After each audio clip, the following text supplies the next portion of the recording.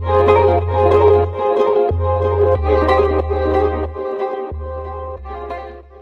ప్రభు యేసుక్రీస్తు ఇస్కరియోతు యూదా ద్వారా ముద్దు పెట్టబడి అప్పగించబడి శ్రమపడి రాణు గారికి అప్పగించబడిన విధానం బట్టి ఆయన వందనాలు చెప్తున్నాం. చెరువులో పలికినటువంటి 7 మాటల్లో తండ్రి వీరేమి చేయించున్నారో వీరు ఎరుగరు కనుక వీరిని క్షమించడని చెరువులో పలికినటువంటి 7 మాటల్లో మొదటి మాట. తండ్రి వీరేమి చేయించున్నారో వీరు ఎరుగరు కనుక అనే మాట మొట్టమొదటిగా చెప్పలేదు, రాండనే చెప్పలేదు. ఆయన శిలువ మరణమునకు అప్పగించబడి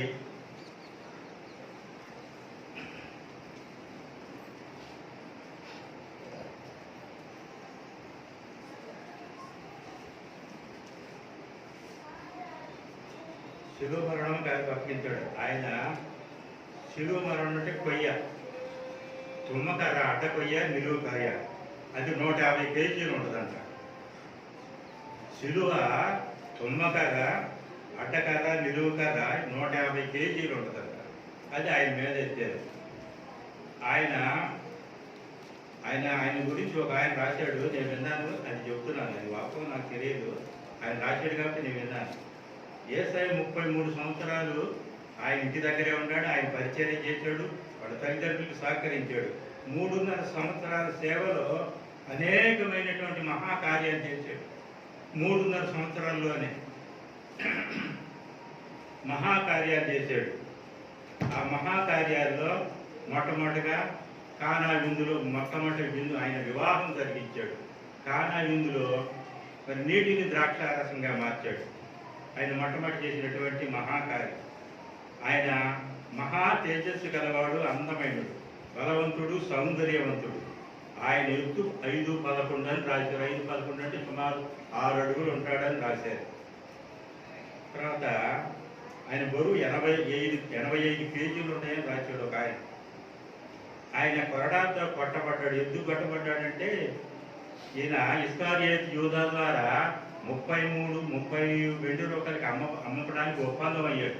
శిష్యుడిగా ఉన్నాడు, ఆయనతోనే ప్రార్థన చేస్తున్నాడు, ఆయనకి విధేయతగా ఉన్నాడు. ఆయన కాడు కడుతుంటే నా కాళ్ళు కడగొద్దు అని అన్నవాడు.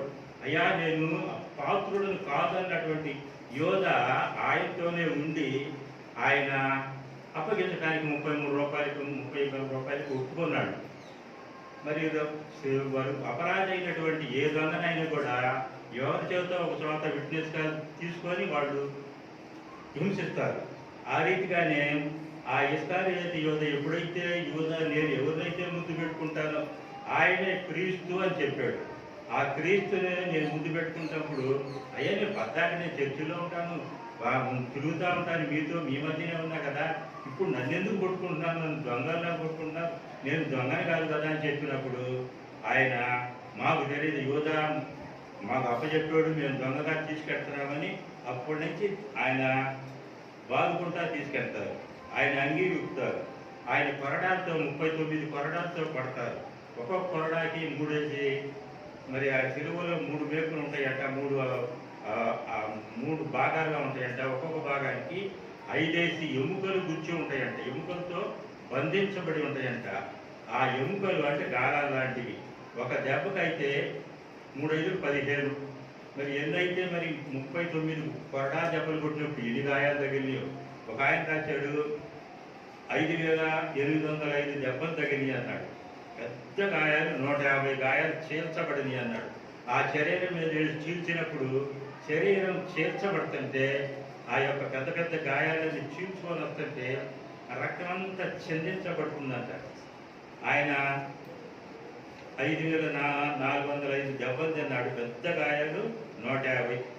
చీల్చబడినటువంటి ఆ శరీరం నుంచి కాలింది. ఆ సైనికులందరూ ఆయన వెంబడి తీసుకెళ్తున్నారు. ఊరగా దోషిగా బందీగా తీసుకెళ్తున్నారు.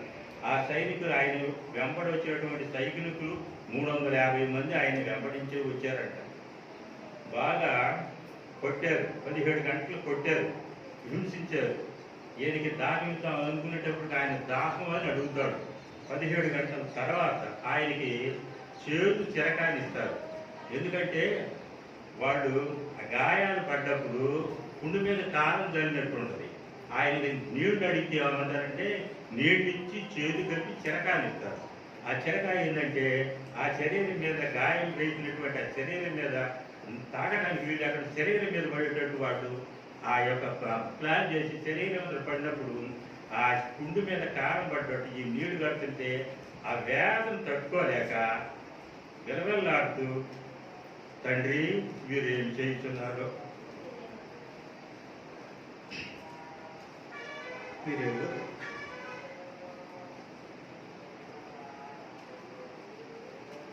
అని శిలువలో మొట్టమొదటి మాట, తండ్రి వీరేం చేయగలరు,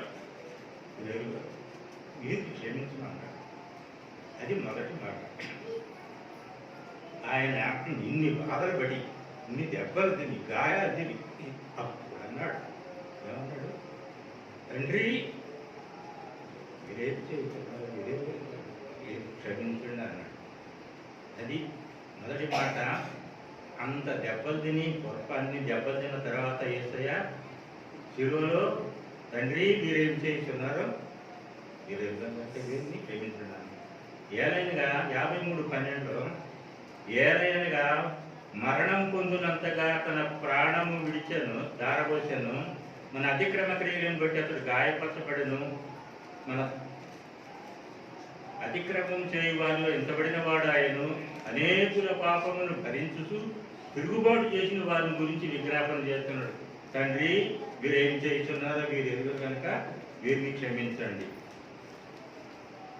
ఆయన శిలువలో బాధపడుతూ ఆయన తండ్రి వీరేం చేస్తున్నారో వీరు కనుక వీరిని క్షమించుట, పరిశుద్ధత మనుషులకు ప్రభు ఘనత, పరిశుద్ధంగా ఉంటే ప్రభు ఘనత, క్షమించుట మనుషుల ఘనత, పరిశుద్ధత దేవుని ఘనత, క్షమించుట మనుషుల ఘనత. మరి సైతానికి కూడా ఘనత ఉంది.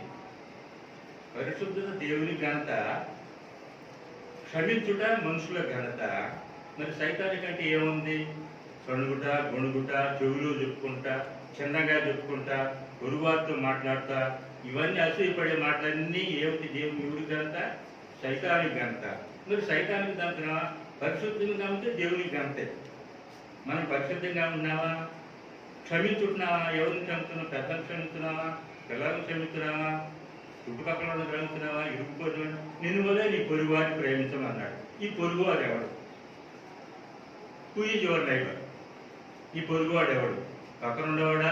పొరుగునుండేవాడా? ఇంట్లో ఉండేవాడా? బయట ఉన్నాడా? చర్చిలో ఉండేవాడు? Who is your neighbour? నీ పొరుగువాడు ఎవడు? మరి ఆ ఎరుకు పట్టణం పోతుంటే ఆయన మరి దెబ్బల చేత పడిపోయి ఉంటాడు. పడిపోయిన ఆయన ఎవరు రక్షించాడు? సమరయుడు రక్షించాడు. లేవీడు పోతున్నాడు, ఇంకొక ఆయన పోయాడు, ముగ్గురు. మరి సమరయుడు పోతా ఆయన తీసుకొని పోయి ఓదార్చాడు. ఎవరిని? పొరుగువాడు. సమరయుడా? పొరుగువాడు సమరయుడు కాదే. మరి ఎందుకు ఆయన లేవదీశాడు? ఎవరైతే దేవుని ప్రేమిస్తారో వాడు పొరుగువాడు. నీ పక్కన ఎవరైతే నీ నైబర్, నీ విరుగు పొరుగువాడిని, నీ శత్రువునైనా పొరుగువారిని ప్రేమించేవాడు దేవుని ప్రేమిస్తాడు. పొరుగువారిని ప్రేమించలేనివాడు దేవుని ప్రేమిస్తాడు. మరి దేవుని ప్రేమిస్తాం చెప్పుకున్నావు కానీ నువ్వు పొరుగువారిని ప్రేమించలేకపోతున్నావు, పక్కన ప్రేమించలేకపోతున్నావు, అన్నదమ్ములను ప్రేమించుకోలేకపోతున్నావు. ఈ ప్రేమ ఎక్కడి నుంచి వచ్చింది? ఇన్ని దెబ్బతిన్న యేసయ్య ఏమంటున్నాడు? తండ్రి వీరేం చేస్తున్నారు, వీరు ఎరుగనుక వీరిని క్షమించండి ఆయట్లాడు. మరి క్షమిద్దామా? సొణుగుదామా? గొణుగుదామా? ఈ సొణుగుతా గొణుగుతా చెవులో చెప్పుకుంటా, చిన్నగా చెప్పుకుంటే ఎవరికి ఘనత? సైతానికి ఘనత. మరి వచ్చిన వాళ్ళందరూ మనం ఎవరికి ఘనత చేస్తున్నాం? ఈ ఘనత మనం ఎవరికి తీసుకొస్తున్నాం? యేసయ్య ఘనత రావాలంటే మనం పరిశుద్ధంగా ఉండాలి. పరిశుద్ధత దేవుని ఘనత, తగ్గించుట మనుషుల ఘనత. మరి ఈ సైతాన్ గురించి మరి 3 రకాలు ఉన్నారు. తెలుగులో కూడా మూడు మేకులతో బంధించారు. ఎందుకంటే ఈ మాట పరిశుద్ధత, తగ్గించుట, సడుగుట. అక్కడ తెలుగులో మూడు మాటల్లో తెలుగులో వేడాదించిన ఆయన చెప్తున్నాడు. పరిశుద్ధత, తగ్గించుట, సైతానిక ఘనత. ఈ 3 వేలాడదీసి యేసయ్య. ఎందుకు వేలాడింది? మన పరిశుద్ధత లేదు, తగ్గింపు లేదు, తగ్గించుకోవట్లా. సైతానికే ఘనత ఉంది. కాబట్టి మనం ప్రతి ఒక్కరూ దాని గురించి తగ్గించుకుంటే మంచిదని దీని ద్వారా తెలియజేస్తున్నాను. వినుట ద్వారా వినుచున్న మీతో చెప్పినది ఏమనగా, మీ శత్రువులను ప్రేమించుడి, మిమ్మల్ని ద్వేషించిన వారికి మేలు చేయుడి. మనం శత్రువులను ప్రేమించగలుగుతున్నారా? తండ్రి వీరేం చేయుచున్నారో వీరెరుగురు కనుక వీరిని క్షమించండి అని సిలువలో మనకు ఆయన చెప్పినటువంటి మొదటి మాట, శత్రువులను ప్రేమించాలి, ఇరుగుపొరు వారిని ప్రేమించాలి, ప్రతి ఒక్కరిని ప్రేమించాలి. పరిశుద్ధంగా ఉంటే దేవునికి అంత, తగ్గించుకుంటే మనుషులకు అంత. మరి సనుగుతా గొడుగుతా చెవులు చెప్పుకోవడం, చిన్నగా చెప్పుకుంటే సాయకానికి అంత. ఈ మూట్లో మనం ఎవరికి గంట తెస్తున్నాం. ఆయన ఇన్ని దెబ్బలు తిన్నాడు, కొరడా దెబ్బలు తిన్నాడు, మరి శరీరం అంతా గాయాలే. అయినప్పటికీ తండ్రి ఏమంటున్నాడు? ఈయన తండ్రి వీరేమి చేస్తున్నారు, వీరు ఎదురు కనుక వీరిని క్షమించండి అని ఆయన చెప్తున్నాడు. అది నేడు నీవు నాతో కూడా పరదేశంలో ఉంటావని రెండో మాట చెప్తున్నాడు. ఎవరైనా దేవుడు క్షమిస్తాడు, మనుషులు మర్చిపోతారు. దేవుడు ఇరుమాలైనా క్షమిస్తాడు, మనుషులు మర్చిపోతారు. దేవుడు అన్నాడు, ఏడు మార్లు మట్టుకైనా తగిన క్షమించడం. దేవుడు కాదు 70 ఏళ్ళ మారుగా అన్నాడు. 70 ఏళ్ళు అంటే బతికినంత కాలం వాడు పాపం వాడు చిన్న పనులు, చిన్న పిల్లలు అయితే తప్పు చేస్తూనే ఉంటారు, పెద్దోడు చేస్తుంటారు. అందరినీ మనం క్షమిస్తూనే ఉండాలి. దేవుడు క్షమిస్తాడు, మనిషి మర్చిపోతాడు. ఇవాళ చెప్తాడు, నిజమైన అంటారు, వింటారు, ఇది బాగానే మర్చిపోతున్నారు. కాబట్టి అటువంటి మర్చిపోకుండా దేవుడు క్షమిస్తున్నాడు కాబట్టి మనం కూడా క్షమించే బుద్ధి అలవాటు చేసుకోవాలి.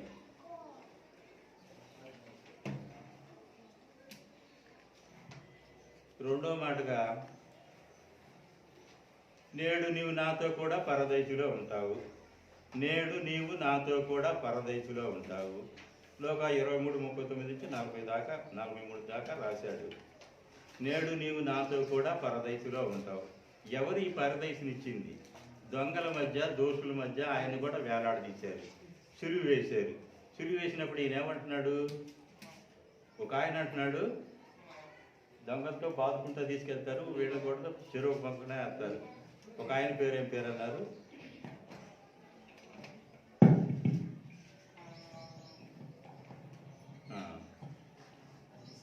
షెస్టస్ అనగా షెస్టస్ డిస్మిస్ అనే ఇద్దరు దొంగలను కూడా వేలాడదీశారు. ఆ దొంగల్లో ఒక ఆయన అంటున్నాడు, అయ్యా నువ్వు దేవుడు కదా, మేము దొంగలం కదా, మమ్మల్ని ఏడాడదీశారు, మరి నువ్వేంటి దొరికావయ్యా? మరి నువ్వు దేవుడు అయితే మరి నువ్వు దేవుడు అని మాకు తెలుసు. ఎందుకంటే వీడు దొంగలు కాబట్టే ఈయన మీటింగులు పెట్టుకుంటే ఈయన దేవుడు దయాలు పోగొడుతున్నాడు, మంచి కార్యాలు చేస్తున్నాడు, నీటిని ద్రాక్షారసం మార్చాడు, అనేక మహత్కార్యాలు చేశాడు, అనేక మంది దయాలు ఎలగొట్టాడని చెప్పుకుంటుంటే ఈయన మీటింగులు పెడుతుంటే ఈ మీటింగులు జనం అవుతుంటే వీడు దొంగతనం చేయడానికి వీలుగా ఉంటుందేమోనని ఈయనకు తెలుసు. ఎవరు? వీళ్ళిద్దరికి తెలుసు, ఈ దొంగలిద్దరికి తెలుసు. అయ్యా నువ్వు దేవుడు అని మాకు తెలుసు కాబట్టి నువ్వు రక్షించుకోవద్దా అని అంటున్నాడు. మళ్ళీ అంటాడు, ఏమయ్యా 3 మేకులు వీక్కోలేవు, దేవుడు అని చెబుతున్నావుగా, 3 మేకులు వీక్కోలేవు, మమ్మల్ని ఎవరు రక్షిస్తావయ్యా? నువ్వు 3 మేకులేక నిన్ను కొట్టింది, ఇంత మహత్కార్యాలు చేశారని చెబుతున్నావు కదా, నేనే దేవుణ్ణి అన్నావు కదా, చనిపోయిన వాడిని బతికిచ్చాను అంటున్నావు కదా, రోగులను స్వస్థపరిచాను అంటున్నావు కదా, మరి 3 మేకులు వీక్కోలేవా? 3 మేకులు వీక్కుని మమ్మల్ని రక్షించలేవా అని అడుగుతున్నాడు ఈయన. మరొక దొంగ ఏమంటున్నాడు? ఆయన అప్పుడుకి కరువిప్పు కలిగింది, అయ్యా మనం దొంగలమే, మనకి శిక్ష విధితమే, కాబట్టి ఆయన మహాత్ముడని ఆయన వైపు తేరి చూసినప్పుడు, ఈయన వైపు చూసినప్పుడు ఆయన వైపు చూసినప్పుడు కన్నీరు విడుచుసు, దుఃఖించుసు, ఏడ్చుసు, అయ్యా నేను దొంగని, నేను పాపాత్ముని, నాకైతే ఈ శిక్ష విధితమే, నువ్వు పవిత్రుడు, నిర్దోషి, నిష్కల్మషుడు, పాపుల్లో చేత ప్రత్యేకమున్న గొప్ప వ్యక్తివయ్యా అని కన్నీరు విడుస్తూ, యేసయ్యా నీ రాజ్యంతో వచ్చినప్పుడు నన్ను జ్ఞాపకం చేసుకో అన్నాడు. ఆయన ఒక్క మాటే చెప్పింది. వీడు కూడా ఇద్దరు సమానంగా, ఈ చెయ్యి అందులో ఉంది, ఈ చెయ్యి అందులో ఉంది, ఈ పక్క ఒక దొంగ ఉంటాడు, ఈ పక్క ఒక దొంగ ఉన్నాడు. ఏంతో చెప్తున్నాడు. ఈయనేమంటున్నాడు? మరి 3 మేకులు వీక్కోవాలని అంటున్నావు, మహాదేవుడు అంటున్నావు అని అంటున్నాడు ఈయన. ఇంకొక ఆయన ఏమంటున్నాడు? అయ్యా నేను దొంగనయ్యా, పాపం చేసినానయ్యా, దౌర్భాగ్యునయ్యా అని తాను తగ్గించుకుంటూ కన్నీరు విడుచుతూ దుఃఖించుతూ, యేసు నీ రాజ్యంతో వచ్చేటప్పుడు నన్ను జ్ఞాపకం చేసుకుంటాను. ఈయనేమన్నాడు? ఆయన వైపు నీవు నేడు నాతో కూడా పరదైసులో ఉంటావన్నాడు. మరి దొంగ ఏమో బాప్తిస్మం తీసుకోలేదు, పాటలు పాడలేదు, చర్చికి పోలేదు, మరి పరదేశం ఎట్లా వచ్చింది? ప్రశ్న. ఏమైనా ఊరికనే ఇచ్చేది? పరదేశం ఊరికనే వచ్చిందా? రక్షణ ఉచితమే, ఎవరికైనా ఉచితమే. మరి ఎందుకు వచ్చింది? ఆయనలో పశ్చాత్తాపం కలిగింది. ఆయనలో పశ్చాత్తాపం కలిగింది. మారు మనసు అంటే ఇంకొక మనసు కాదు, ఇదే మనసు పశ్చాత్తాపం కలిగింది. చేసిన తప్పుకి దాన్ని క్షమించమని అడిగాడు కాబట్టి వెంటనే నీవు నాతో కూడా పరదైసులో ఉంటావన్నాడు. ఇంకా చాలా మాటలు ఉండొచ్చు, అవన్నీ కాకుండా నా మాటల ప్రకారం చెప్తున్నాను, నీవు నాతో కూడా పరదైసులో ఉంటావని చెప్పాడు. కాబట్టి మన అందరం కూడా మరి ఎంత ఘోరపాపినైనా క్షమిస్తున్నాడు. ఈ నాతో కూడా పరదైసులో ఉంటామంటే మరి పాపం చేస్తున్నటువంటి స్త్రీని పట్టుకొచ్చారు. ఏమయ్యా నీ ధర్మశాస్త్రం చెబుతుంది కదా, మరి పాపం చేస్తే మరి రాళ్లతో పట్టాలని చెప్పావు, నీ వాక్యం ద్వారా చదివించావు కదా, మరి పాపం చేసింది మేము చూసాం, పట్టుకొచ్చాము, మరి మేము రాళ్ళు తీసుకొని వచ్చాము, ఏం చేయమంటావు అని అన్నారు. ఏమంటున్నాడు? మరి పాపం చేసి స్త్రీని పట్టుకొచ్చారు, పురుషుని పట్టుకొచ్చారా? తీసుకురావాలి. మరి వాళ్ళు నీతిమంతులు. మరి స్త్రీని పాపం చేసి ఇద్దరు కలిసి పాపం చేస్తే ఒక స్త్రీని పట్టుకొచ్చి ఏం ధర్మం చెబుతావు అన్నారు. ఈయనేం చెప్తున్నాడు? మరి నేల మీద రాస్తూ మీలో పాపం లేనివాడు మొదట రాయి వేయండి అని అన్నాడు. మరి వేశారా?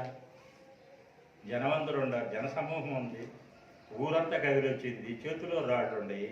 మీలో పాపం చేసి పేయినోళ్ళు రాయి వేయమన్నాడు. వేశారా? వేయడా? ఎందుకని వేయలే? అందరూ పాపం చేశారు. మనుషులందరూ పాపం చేసి దేవుడిని అనుగ్రహించి మహిళను పొందలేకపోతుంది. వాక్యం చదివించిన మాట ప్రకారం ఒక్కడ కూడా చేయలేదు. మరి యేసయ్య మరి ఆయనకి శిక్ష వేయచ్చు కదా, వేశాడా? ఎందుకని వేయలేదు? అమ్మా అని ఆదరించాడు. మరి పాపం చేస్తున్నటువంటి ఆ స్త్రీని అక్కడ ఉన్నటువంటి అందరూ ద్వేషిస్తుంటే ఈయనేమన్నాడు? అమ్మ అన్నాడు. ఎందుకన్నాడు? అమ్మ అని ఆదరించాడు. మరి ఆయన కూడా మరి ఇంకొక రకంగా మాట్లాడొచ్చేమో మాట్లాడాలి. అది దేవుని ప్రేమ, క్షమించుట దేవుని ప్రేమ. అందుకనే చెప్తాడు పరిశుద్ధ దేవుని ఘనత, తగ్గించుట మనుషుల ఘనత, సనుగుట గొణుగుట, చెవిలో చెప్పుకుంటా, చిన్నగా చెప్పుకుంటా, ఇది చెప్పినా కూడా మరి సాతాను ఘనత. కాబట్టి మనం సాతాను ఘనత తెచ్చుకోవడంగా ఉండకూడదు. నీ మటుకు నీవు ఏమన్నా ప్రసంగిలో ఏమని చెబుతున్నాడు?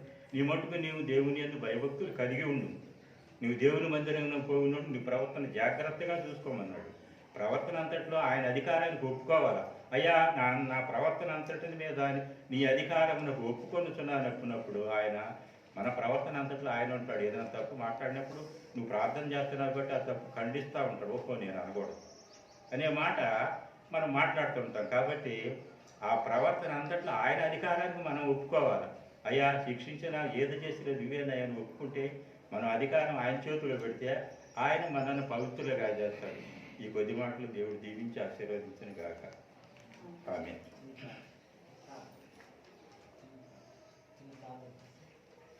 చిన్న ప్రార్థన.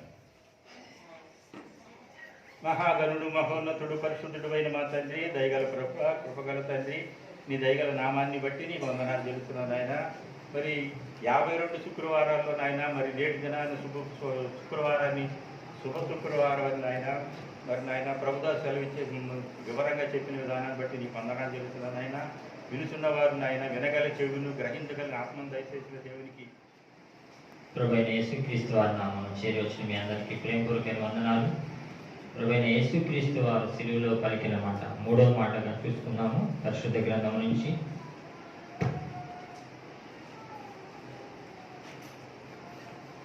యోహాను సువార్త 18వ అధ్యాయం 26, 27 వచనాలు చూసుకుందాం. యేసు తన తల్లియు తాను ప్రేమించిన శిష్యును దగ్గర నిలుచుకున్నది చూచి, అమ్మా ఇదిగో నీ కుమారుడు అని తన తల్లితో చెప్పాను. తర్వాత శిష్యుని చూచి, ఇదిగో నీ తల్లియు అని చెప్పాను. యేసుప్రభు వారు సిలువలో పలికిన 3వ మాటగా, అమ్మా ఇదిగో నీ కుమారుడు అని తల్లితో చెప్పాను. తర్వాత తన శిష్యునితో ఇదిగో నీ తల్లి అని చెప్పాను.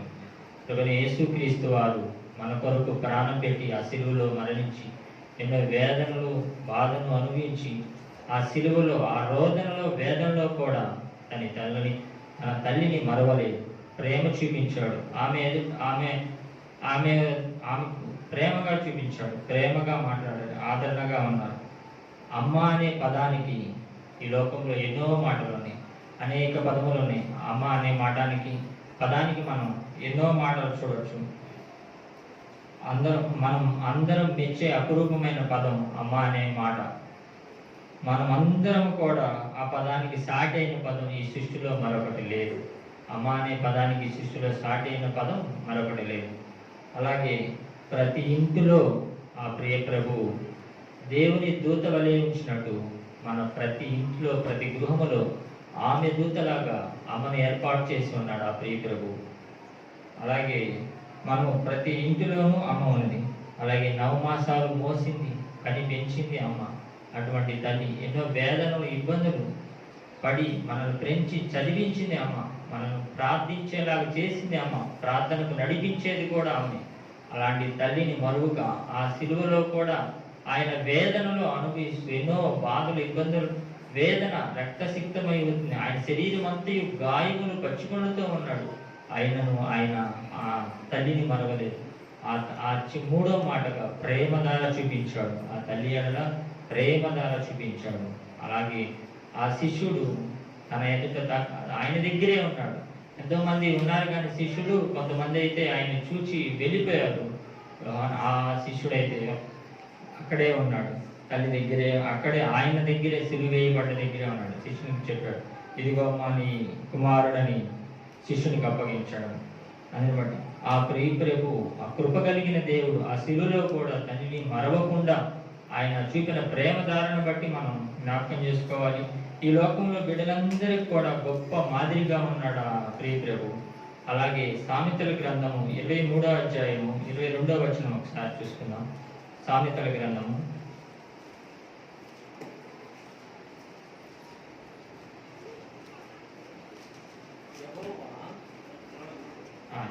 23:22. నిన్ను కనిన నీ తండ్రి ఉపదేశం అంగీకరించు. నీ తల్లి ముదిమియందు ఆమెను నిర్లక్ష్యము చేయకు. నిన్ను కనిన నీ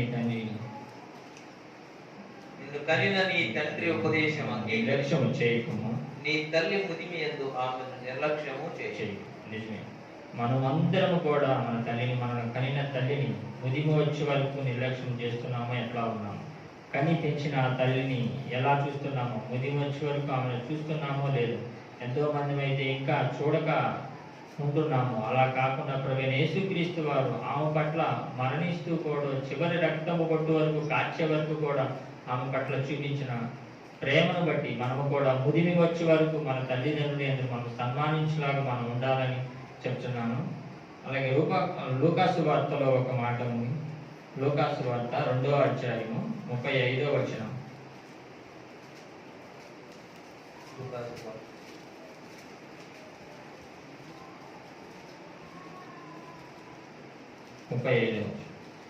మరియు 2వ అధ్యాయం 35వ వచనం.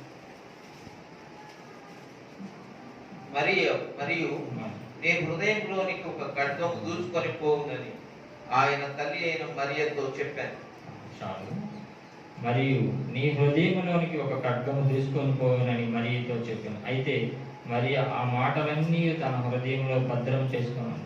ప్రభువైన యేసుక్రీస్తు వారు జన్మించినప్పుడు 8వ దినమున సున్నతి చేయడానికి ఆయన్ను దేవాలయానికి తీసుకుని వెళ్ళారు. ఆయన ఆశీర్వదించి దీవించినప్పుడు చెప్పిన ప్రవక్త ఒక మాట, మరియా ఒక ఖడ్గము నీ హృదయంలోనికి తీసుకొని పోవచ్చునని చెప్పుచున్నారు. ఆ మాట చివరికి నెరవేర్చారు. ప్రభువైన యేసుక్రీస్తు వారి పరిశుద్ధ గ్రంథంలో రాయబడిన ప్రతి ఒక్క మాట నెరవేర్చగలిగిన మాట. ఆయన ఆమె హృదయంలో ఖడ్గము తీసుకొని పోవచ్చు. తన కుమారుడు తన ఎదుటని సిలువలో బలి అయిపోతున్నాడు, రక్తము ధారలుగా కారుస్తున్నాడు. ఆయనను తల్లిని మరొక ఉన్నాడు. ప్రేమ ధారగా చూపించిన ఆ మాటకు మనం లోబడి ఉండాలి.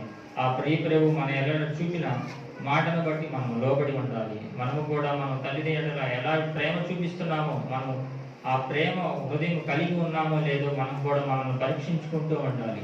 ప్రభు సన్నిధికి రావడమే కాదు కానీ, ప్రభు మాటలు వినడమే కాదు కానీ, మన నిత్య జీవితంలో కూడా మన తల్లిదండ్రులు మనం ఎలా ఉన్నామో, మనం ప్రేమ చూపిస్తూ ఉన్నామో లేదో మనం కూడా మనల్ని మనం పరీక్షించుకుంటూ. అలాగే ఒక మాట చెప్పాడు ప్రభు యేసుక్రీస్తు వారు, సామెతల గ్రంథం 17వ అధ్యాయం 17వ వచనం.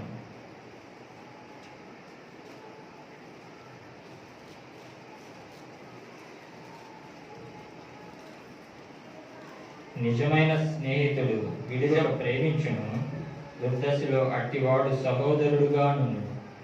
నిజమైన స్నేహితుడైతే మనము ఎలా ఉన్నా, దుర్దశలో ఉన్నా కూడా మనల్ని ప్రేమిస్తూ మన ఎదుటే ఉంటాడు. ఈ లోకంలో ఎంతో మంది స్నేహితులు ఉన్నారులేండి. మనం అవసరమైతేనే వారికి మన స్నేహితులుగా కనపడతాం. మన దగ్గర డబ్బు ఉన్నంత వరకే వారు మన ఎడల ప్రేమగా ఉంటారు. మనం ఏమన్నా ఇబ్బందుల్లో సమస్యల్లో ఉంటే వారు మన ఎడల దూరంగా ఉంటారు. కానీ దుర్దశలో ఉన్నప్పుడు ఉన్నవారు మాత్రమే నిజమైన స్నేహితులు. అట్టి స్నేహితుడు సహోదరుడు అనబడతాడని ప్రభువారు చెప్తున్నారు. సహోదరుడు అనబడతారని. అలాగే కన్నికగా ఉండి, దైవానుసారముగా ఉండి, పరిశుద్ధాత్మ ద్వారా గర్భము ధరించి 9 మాసములు మోసి కని పెంచి ప్రభు యేసుక్రీస్తు వారిని పెద్ద చేసిన ఆ తల్లిని మరువక, ఆయన సిలువ వేయబడ్డా కూడా అక్కడే ఉన్న ఆ తల్లిని గురించి, ఆయన కూడా ఈ లోక పాపములను మోసుకొని పోవచ్చు కూడా, మనందరి కొరకు, నీ కొరకు, నా కొరకు ప్రాణం విడుస్తూ కూడా ఆ తల్లి కొరకు ఆ సిలువలో చేసిన గొప్ప త్యాగాన్ని బట్టి, ఆయన చూపిన కృపను బట్టి, ప్రేమను బట్టి, ఆ సిలువలో పస్కా బలిలాగా శ్రమలు పడుతూ కూడా యేసు ప్రభు సిలువలో ఆమెపై చూపిన నిజమైన గొప్ప ప్రేమధార. 3వ మాటగా ప్రేమధారగా చూస్తున్నాము. మనందరినీ బలపరిచిన ఆ ప్రేమధార మనం కూడా మన తల్లిదండ్రుల కూడా మనం కూడా ప్రేమ కలిగి ఉండాలని 3వ మాటగా చెప్తున్నాము. అలాగే ప్రభు యేసుక్రీస్తు వారు సిలువలో 4వ మాట పలికి ఉన్నారు.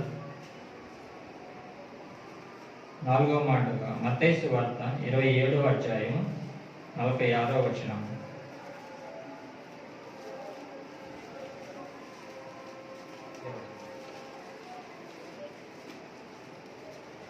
ఇంచుమించు 3 గంటలప్పుడు యేసు ఇంచుమించు ఏలి ఏలి లామా సబక్తాని అని బిగ్గరగా కేక వేశాను. ఆ మాటకు నా దేవా నా దేవా నన్నెందుకు విడిచితివని అర్థం. ఏలి ఏలి లామా సబక్తాని బిగ్గరగా కేక వేసిన ఆ మాటకి నా దేవా నన్నెందుకు చేయి విడిచివని అర్థం. అలాగే 3 గంటల సమయంలో ప్రభువైన యేసుక్రీస్తు వారు సిలువ వేయబడ్డారు. ఆయన ఆ కేక వేసిన మాట, ప్రభువైన యేసుక్రీస్తు వారు సిలువలో పలికిన 4వ మాటగా ఒక బిగ్గరగా వేసిన ఆ వేదన అపరితమైన కేక, ఎడబాటుకి అద్వితీయమైన దేవుని కుమారుడు, ఎప్పుడు దేవుని కుమారుడు తండ్రి అని పిలిచే ప్రభువైన యేసుక్రీస్తు వారు ఆ క్షణమున దేవా అని పిలిచారు. ఎప్పుడు ప్రభువైన యేసుక్రీస్తు వారు తండ్రి అని పిలిచేవారు ఆయన తండ్రిని. అలాంటి అప్పుడు వేదనతో, బాధతో, ఇబ్బందికరముగా నా దేవా నా చేయి విడిచితివా అని పిలిచాడు. ఎంతో ఆర్ద్రతమైన వేదన విడిచాడు. ఆయన విడనాడాడు. ఆర్ద్రతతో దూరముగా ఉన్నాడు. కేక వేయగానే విడిచాడు. ఆ క్షణమే ఆయన నా దేవా నన్ను విడిచావా, ఎడనాడావా అని ప్రభువైన యేసుక్రీస్తు వారు ఎందుకు పిలిచాడంటే, మన అతిక్రమము క్రియలను బట్టి, మన దోషములను బట్టి, మన పాపములను బట్టి ఆయన ఆ శాపానికి గురయ్యాడు. 3 మెలికల మధ్య వేలాడదీయబడ్డాడు ప్రభువైన యేసుక్రీస్తు వారు.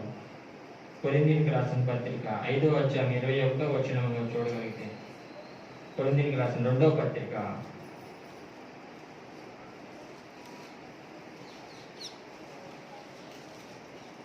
5వ అధ్యాయం 21వ వచనం. ఎందుకనగా మనం ఆయన యందు దేవుని నీతి ఉన్నట్టు పాపమెరుగని ఆయనను మన కోసం పాపముగా చేశాను. ఎందుకనగా మనం ఆయన యందు దేవుని నీతి అయినట్టు పాపమెరుగని ఆయనను పాపము కోసం మన కోసం పాపముగా చేశాం. నిజంగా ఆయన ఏ పాపం ఎరుగడండి. నీ కొరకు నా కొరకు పరిశుద్ధుడిగా ఈ లోకానికి వచ్చాడు. తగ్గించుకొని రిక్తినిగా దాసునిగా వచ్చాడు. ఆయనలో ఏ పాపము లేదు. ఎవరునూ మీలో నాదో పాపం ఉన్నదని ఒకడును చూపించలేడని ఆయన చెప్పిన మాట అలాగే నీ పాపమై మా పాపమై మనందరి పాపము నిమిత్తమే ఆ శిలువలో బలి అయి ఉన్నాడు ఆ ప్రియ ప్రభు. మనందరి కొడుకు, మనం చూడదొండని వారుగా వ్యసనాకాంతుడుగా అయి ఉన్నాడు ఆ ప్రియ ప్రభు. మధ్యాహ్న కాల సమయంలో 3 గంటల సమయంలో ఆయన శిలువలో వేలాడదీయబడ్డాడు. ఆయన వేలాడదీయబడ్డప్పుడు ఆ 3 గంటల సమయంలో ఆ లోకంలో చీకటి ఆయన, అక్కడంతా చీకటి ఆయన, చీకటి కమ్ముకొని ఉన్నాడు. అక్కడంతా ఏమీ లేదు. కాంచుతం ఆయన నీ కొరకు నా కొరకు మరణించాడండి. నీ కొరకు మా కొరకు ప్రాణం పెట్టాడు. అట్లాగే లేవియా కాండంలో 16వ అధ్యాయం ఒక మాట తీసుకుందాం, 5వ వచనం. లేవియా కాండం 16వ అధ్యాయం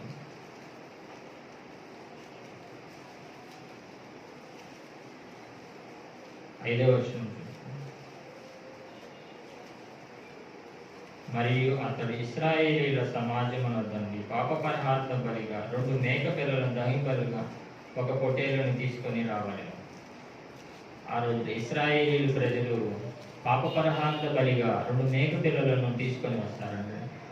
యాజకుడు సమాజం వద్దకు 2 మేక పిల్లలను తీసుకొని వచ్చి ప్రత్యక్ష గుడారం వద్ద దేవుని సన్నిధిలో ఉంచి 2 చీటీలు వేసేవారండి. ఒక చీటీ దేవుడి పేరిట, మరొక చీటీ అబాజేల్ అనే పేరిటండి. 10వ వచనం చూద్దాము ఒకసారి. ఏ మేక మీద చీటీ, మేక మీద విడిచిపెట్ట అనే చీటీ పడును, దాని వలన ప్రాయశ్చిత్తము కలుగునట్టు దానిని అరణ్యంలో విడిచిపెట్టుటకై యెహోవా సన్నిధిని దానిని ప్రాణంతోనే ఉంచవలెను. ఇక్కడ విడిచిపెట్టుట అనే దగ్గర 1 వేసి కింద రాసి ఉన్నారు చూడండి, అజాబేల్. 2 మేక పిల్లలను తీసుకొని వచ్చి ప్రత్యక్షపు గుడారం వద్ద దేవుని సన్నిధిలో ఉంచి 2 చీటీలు వేసి, ఒక చీటీ పేరు మీద దేవుని పేరు మీద, మరొక చీటీ అజాబేల్ పేరు మీద వేశాడండి. అజాబేల్ అనగా విడిచిపెట్టుట అనే అర్థం అండి. ఏ మేక మీద అబాజేల్ అనే చీటీ పడును దాని జనులందరి ప్రాయశ్చిత్తము నిమిత్తం, పాపము నిమిత్తం, దోషం నిమిత్తం, అతిక్రమముల నిమిత్తం ఆ మేక పిల్లలను విడిచిపెట్టి అరణ్యములో విడిచిపెట్టాలని. ఆ విడిచిపెట్టిన మేక అజాబేల్ ఎవరో కాదండి, ఈ లోక పాపములను మోసుకొని పోయే దేవుని గొర్రె పిల్ల, కల్వరి కొండ మీద విడిచిపెట్టబడిన కృపైన యేసుక్రీస్తు వారికి సాదృశ్యంగా ఉన్నారండి. ఆ విడిచిపెట్టబడిన మేకపిల్ల ఎవరో కాదు, ప్రభువైన యేసుక్రీస్తు వారు కల్వరి గిరిలో నీ కొరకు నా కొరకు సాదృశ్యంగా ఆయన ప్రాణమును అర్పించాడని నిలబట్టి ఆ ప్రియ ప్రభువుని 4వ మాటగా ఆక్రందనాధారాన్ని, ఆయన ఆక్రందనాధారాన్ని కనుక ఆ ప్రియ ప్రభు తన చేతిలో పట్టుకొని నన్ను విడువకము అని చెప్తున్నాడండి. ఇంకా నిన్ను నన్ను ఆ ప్రియ ప్రభు విడవలేదు కాబట్టి ఆయన్ని స్తుతిస్తున్నాము. ఇప్పటి వరకు ఆయన్ని జ్ఞాపకం చేసుకుంటూ ఉన్నాము. ఈ కొద్ది మాటలు దేవుని దీవించు. మహాపరిశుద్ధుడా, గొప్ప దేవ, మీ పరిశుద్ధ పాదములకు వందనాలు, స్తుతులు, స్తోత్రాలు నాయన. ఆయన ఈ శుభ శుక్రవారం తండ్రి, ఆయన గుడ్ ఫ్రైడే అని ప్రభు దినమున ఆయన మీరు నాయన మిమ్మల్ని జ్ఞాపకం చేసుకుంటూ 7 మాటలు మేము జ్ఞాపకం చేసుకుంటూ ఉన్నాం ప్రభు. మొదటి మాట, 2వ మాట, 3వ మాట, 4వ మాట మీ సన్నిధిలో మేము విని ఉన్నాము తండ్రి. ఆయన మీకు నాయన మాటలు అర్థమయ్యేలాగా మేము చెప్పులాగా సహాయం చేసినందుకు వందనాలు, స్తుతులు. ఆయన ముందర కార్యంలో కూడా మాకు ముందుగా నడిపించి మేము 7 మాటలు వినులాగా సహాయం చేయండి, కొరకు చూపించండి ప్రభావ. మా మనస్సంతయు నాయన మీ మాటలు వినులాగా శ్రద్ధగా వినులాగా సహాయం చేయండి, కొరకు చూడండి. ఈ కూడికి అంతే మీకే మహిమార్థంగా జరుగులాగా సహాయం చేయండి. మా ప్రాణప్రియుడు, రక్షకుడు, విమోచకుడు ప్రభువైన యేసుక్రీస్తు వారి నామమున మమ్మల్ని మేము తగ్గించుకొని మీ నామం నేర్చి స్తుతించి ప్రార్థన చేసి అడిగి వేడుకుంటున్నాం.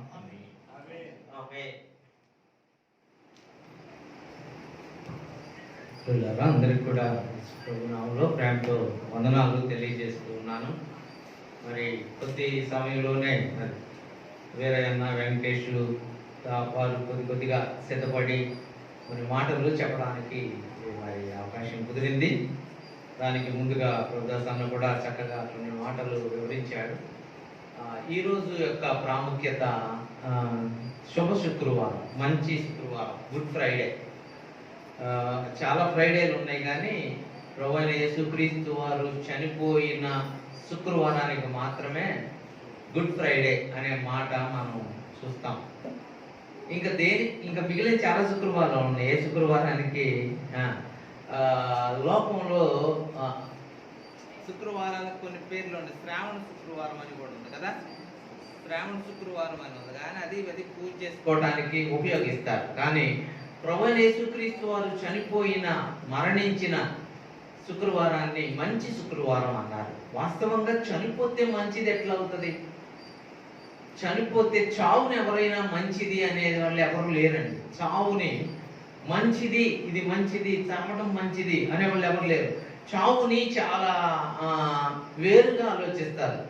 ఒకవేళ చాలా మంచి ఇల్లు కట్టుకున్నప్పటికీ, చాలా గొప్ప ఇల్లు కట్టుకున్నప్పటికీ కూడా చనిపోగానే మనిషిని ఏం చేస్తారంటే ఉంచరు, బయటపడేస్తారు. ఎందుకు అంటే చావు ఒక విధంగా వాళ్ళు మనుషులు ఎలా ఆలోచిస్తున్నారంటే చావు ఒక కీడు అని ఆలోచిస్తున్నారు.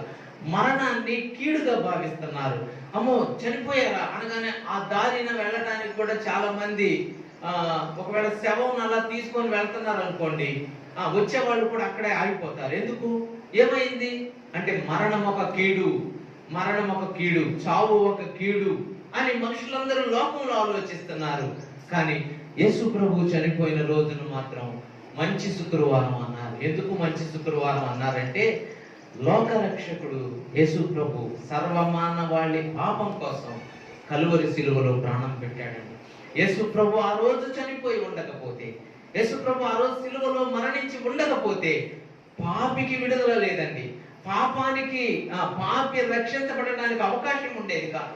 ఒక పాపి, ఒక యేసు ప్రభుని ఎరగని వ్యక్తి, దుర్మార్గంలో ఉన్న వ్యక్తి, చీకటిలో ఉన్న వ్యక్తి, మృత్యువులో ఉన్న వ్యక్తి రక్షించబడడానికి ఒక మంచి అవకాశం ఏంటంటే లోకరక్షకుడైన యేసుక్రీస్తు ప్రభు మరణం. ఇది లోక కళ్యాణం అనాలి. ఒక రకంగా చెప్పాలంటే యేసు ప్రభు మరణాన్ని లోక కళ్యాణం అనాలి. ఎందుకంటే లోకానికి రక్షణ రెడీగా ఉంది. యేసు ప్రభు చనిపోవడం ద్వారా లోకానికి రక్షణ.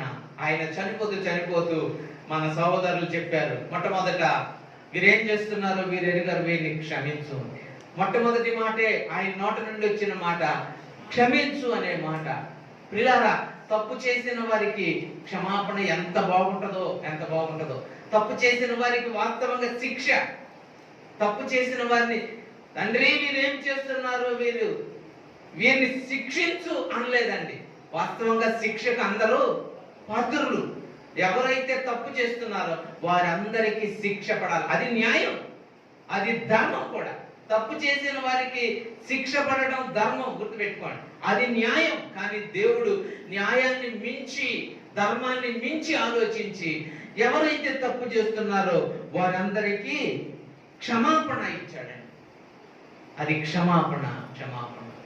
ఎలా క్షమాపణ ఇచ్చాడో రెండో మాటలోనే, రక్షించబడలేదు, బాప్తిసం పొందలేదు, మారు మనసు పొందలేదు, ఒక్క మాటతోటే పరలోకానికి తీసుకెళ్ళిపోయాడు. నేడు నీవు నాతో కూడా ఆయన క్షమించాడు అనడానికి రుజువుగా వెంటనే ఆయన చూపించిన మాట ఏంటంటే, నేను చనిపోతున్నాను, నేడు నీవు నాతో కూడా నిన్ను క్షమిస్తున్నాను అని దొంగతో చెప్పాడండి. నిజంగా దొంగకి క్షమాపణ వచ్చిందండి. ఎప్పుడు అంటే అక్కడ ఒక మాట ఉంది, ఆయనను చూచి అనే మాట ఉందండి అక్కడ లూకాసు వార్తలో. చూడండి లూకాసు వార్త 23వ అధ్యాయం. నేను మరలా మీకు ఊరికే పైన అలా జ్ఞాపకం చేయడానికే ఈ మాటలు నేను లూకాసు వార్త 23వ అధ్యాయం 42వ వచనం. ఆయనను చూచి, ఎవరిని చూడాలండి? యేసయ్యను చూడాలి.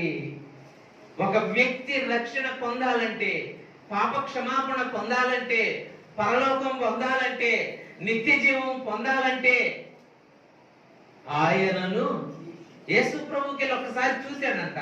యేసు ప్రభు దెబ్బలను చూశాడు, యేసు ప్రభుకైన గాయాలు చూశాడు, యేసు ప్రభు కొట్టబడిన విధానం చూశాడు, ఆయన దేహం అంతా చేల్చబడిన విధానం చూశాడు. ఆ రోజు దొంగలకు దెబ్బలు లేవండి, దొంగలకు దెబ్బలు లేవు, దొంగలకు శిక్షే. వాళ్ళు కూడా కొట్టుంటారు దొంగలు కనుక. కానీ యేసు ప్రభువును కొట్టినట్టుగా ఎవరిని కొట్టలేదండి. యేసు ప్రభువుని కొట్టేటప్పుడు ఇందాక అన్న చెప్తా ఉన్నాడు, ఆ యొక్క కొరడాకి 5 గాలాలు ఉంటాయి అంటే, 5 గాలాలు అంటే 3 విడతలుగా ఉంటది. అది ఒక్కొక్క విడతకి ఎన్ని ఉంటాయి? 5 ఉంటాయి. 5కి గాలాలు ఉంటాయి. గాలం అంటే మీకు తెలుసు, గాలం అంటే చేపలు పట్టే వాళ్ళు వాడే గాలం అట్లా ఉంటది. అది గుచ్చుకోవటమే గాని అది బయటకు రావటం ఉండదు. అట్లాంటిది యేసు ప్రభువుని కొట్టినప్పుడు ఆ గాయాలు గుచ్చుకుపోతాయి. మళ్ళీ వాటిని జాగ్రత్తగా తీయటం కాదండి, అలా లాగేవాళ్ళ. అలా లాగినప్పుడు యేసు ప్రభు దేహం చీలిపోయింది. యేసు ప్రభు దేహం చీలిపోయింది, దేహం అంతా రక్తసిక్తం అయిపోయింది. ఒక్కసారి ఆలోచించాడు, ఈయన ఏమి నేరం చేశాడు? మేమైతే దొంగతనం చేశాం, మేమైతే హత్యలు చేశాం, మేమైతే ఎన్నో అక్రమ కార్యాలు చేశాం, కానీ ఈయన ఏమీ చేయలేదే. ఆయనకెళ్ళి చూడగానే, నిజంగా ఆయనను చూడగానే వారికి వచ్చిన పశ్చాత్తాపం, నిజంగా ఈయన గొప్ప వ్యక్తి, నిజంగా ఈయన గొప్ప వ్యక్తి అని ఏమన్నాడంటే, అయ్యా నీవు నీ రాజ్యముతో వచ్చేటప్పుడు, నీకు రాజ్యం ఉందన్నావు కదా, నీవు రాజు అంటున్నావు కదా. యేసు ప్రభు తల మీద యూదుల రాజు అనే మాటలు రాసి ఉంచారండి. యూదుల రాజు అనే మాటలు రాసి ఉంచారు. యూదులు పరిగెత్తుకుంటా వచ్చి యూదుల రాజు అని రాయిబాకు అన్నారు పిలాతుని ఏమన్నారంటే, యూదుల రాజు అని రాయిబాకు. ఆయన నేను యూదుల రాజు అని చెప్పుకున్నాడని రాయి అన్నారా? ఆయన నేను యూదుల రాజు అని ఆయన చెప్పుకున్న మాట రాయి, యేసు ఎలాగో చెప్పుకొని అనేది రాయి అన్నాడంట. అప్పుడు పిలాతు అన్నాడంట, నేను రాసింది ఏందో రాసి నెలని అన్నాడంట. అప్పటికి మనసు కష్టమైపోయింది పిలాతుకి ఒక అన్యాయమైన తీర్పు తీర్చానని మనసు కష్టమైపోయింది. ఆయన ఎన్నిసార్లు పరీక్షించినా, ఎన్నిసార్లు చూసినా ఈయనలో మరణమునకు తగిన నేరం కనబట్టలా. చూడండి 23వ అధ్యాయంలో 22వ వచనం, 23వ వచనం. 3వ మారు అంటే అప్పుడు 3 సార్లు తెచ్చారు యేసు ప్రభువుని పిలాతు ఎదురికి. ఒకసారి తెచ్చినప్పుడు మాట్లాడాడు, మళ్ళీ పంపించేశాడు. రెండోసారి మళ్ళీ తెచ్చినప్పుడు మళ్ళీ అడిగి మాట్లాడాడు, మళ్ళా పంపించాడు. 3వసారి తెచ్చారు పిలాతు ముందుకి, ఆయన న్యాయం తీరుస్తున్నాడు. యేసు ప్రభువుని పిలాతు ముందుకు తెస్తున్నారు, లోపలికి తీసుకెళ్లి మళ్ళీ కొడుతున్నారు, మళ్ళీ కొట్టి మళ్ళా తెస్తున్నారు. మళ్ళా 3వసారి తెచ్చారండి. ఇప్పుడు 3వ మారు అతడు ఇతడు ఏ దుష్కార్యము చేశాను, ఇతని యందు మరణమునకు తగిన నేరమేదియో, ఇతని యందు మరణమునకు తగిన నేరం, అసలు ఇతనికి మరణ శిక్ష విధించకూడదు. నా ఆలోచన ప్రకారం అయితే నేను ఎన్నో జడ్జిమెంట్లు చేశాను, కానీ ఈయన మరణమునకు తగిన నేరం చేయలేదు, వదిలిపెడుతున్నాను అన్నాడు. అంటే వాళ్ళు ఒప్పుకోలేదండి. ఖచ్చితంగా సిలువ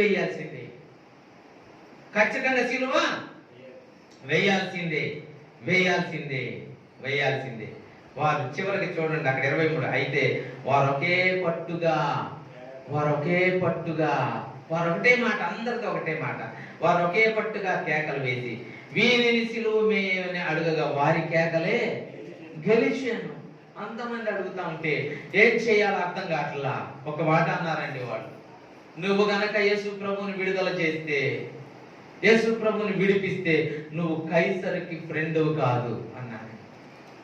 కైసరు పెద్ద ఆయన, ఫిలిప్పు గవర్నర్.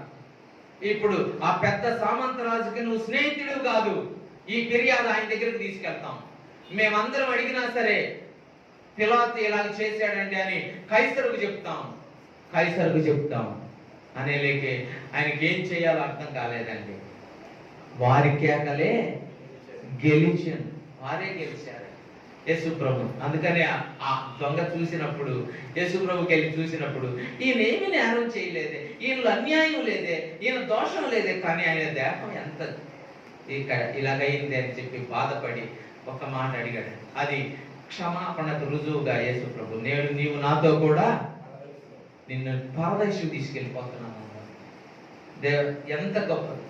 ఆయన నిజంగా వేడుకుంటేనండి, నిజంగా బ్రతిమలాడితేనండి పాప క్షమాపణ ఉచితం. యేసు ప్రభు దగ్గర పాప క్షమాపణ ఉచితం. నిజంగా వేడుకుంటే పాప క్షమాపణ ఉందండి యేసు ప్రభు. 3వదిగా తన తల్లిని తన శిష్యునికి అప్పగించి చనిపోయాడు. తల్లి బాధ్యతను నెరవేర్చాడు యేసుక్రీస్తు. నాలుగవదిగా తన ఆక్రందన ఆవేదన వెలుబుచ్చాడు. ఈరోజు ఐదవ మాటగా మనము యోహాను సువార్తలోని 19వ అధ్యాయం 28వ వచనం 5వ మాటగా మనము ఈరోజు ధ్యానం చేయబోతున్నాం. అటు తరువాత సమస్తమునప్పటికి సమాప్తమైనదని యేసు ఎరిగి లేఖనము నెరవేరునట్లు నేను దప్పికొనుచున్నాను అనే పదం ఇంగ్లీష్ లో very short word. I thirsty అని. నేను థర్స్టీ అంటే దప్పికొనడం. ఇంగ్లీష్ లో రెండు పదాలు. నంబర్ 1 ఇస్ ఐ థర్స్టీ, నేను దప్పికొనుచున్నాను అని తెలుగులో ఉంది, కానీ రెండు మాటలు నేను దప్పికొనుచున్నాను అన్నాడండి యేసు ప్రభు. మండు టెండలో శుక్రవారము సాయంత్రం యేసు ప్రభువుని బంధించారు. క్షమించండి, గురువారం సాయంత్రం యేసు ప్రభువుని బంధించారు. శుక్రవారం అంతా యేసు ప్రభుని ఆ రోజు రాత్రి అంతా కొట్టారండి. ఆ రోజు రాత్రి అంతా ఎట్లా కొట్టారో యేసు ప్రభుని జ్ఞాపకం చేసుకుని మత్తయి సువార్తలో ఎలా కొట్టారో చూడండి. మత్తయి సువార్త 26వ అధ్యాయం